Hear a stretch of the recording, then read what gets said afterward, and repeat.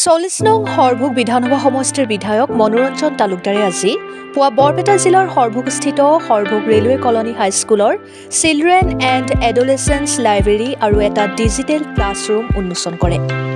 এই উন্মোচনী সময়ছোৱাত বিধায়ক মনোৰঞ্জন তালুকদাৰৰ লগতে ভাৰপ্ৰাপ্ত প্ৰধান শিক্ষক শিক্ষয়িত্ৰী কৰ্মচাৰী স্থানীয় ৱাৰ্ড কমিছনাৰ সহ ছাত্ৰ-ছাত্ৰী উপস্থিত থাকে। হৰভোগৰ পৰা সহিজুলাদিৰ ৰিপৰ্ট অৰুণোদয় আছাম।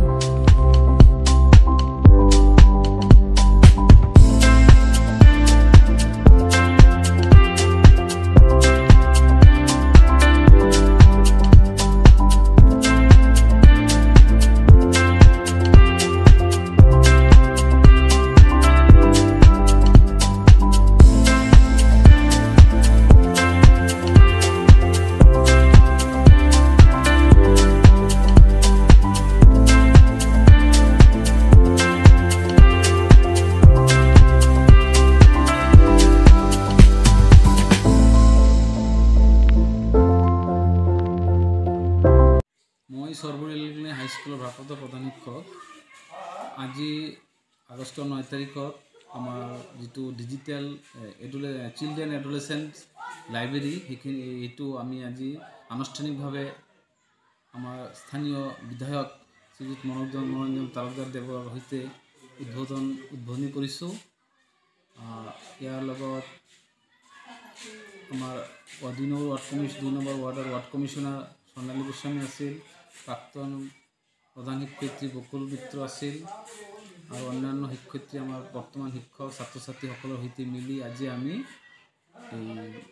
এই চিলড্ৰেন এডুকেশ্যন লাইব্ৰেৰীখন উদ্বোধন কৰিছোঁ। আৰু উদ্বোধন কৰি আমি সকলোৱে আনন্দিত হৈছোঁ।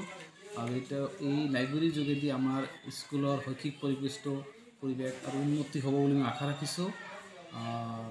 আৰু বিধায়ক মহোদয়ে আজি আমাৰ এই অনুষ্ঠানত আমাৰ যিহেতু আমাৰ বিদ্যালয়খন বাউণ্ডেৰী ৱাল নাই, বাউণ্ডেৰী ৱাল দিয়াৰ কাৰণে প্ৰতিশ্ৰুতি দিছে। সেইকাৰণে তেখেতক আমি নথৈ সেইটো বাৰ্তা পাই আমি নথৈ আনন্দিত হৈছোঁ আৰু তেখেতক ধন্যবাদ দিছোঁ।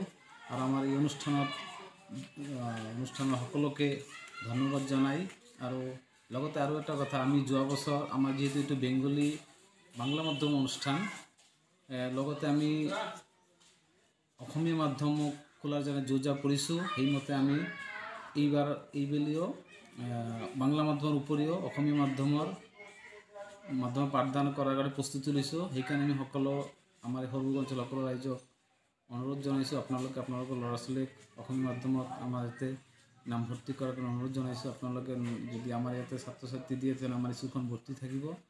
আৰু সেই আশা ৰাখি আৰু সকলোকে ধন্যবাদ জনাই মোৰ ভাষণ ইয়াতে সামৰিছোঁ।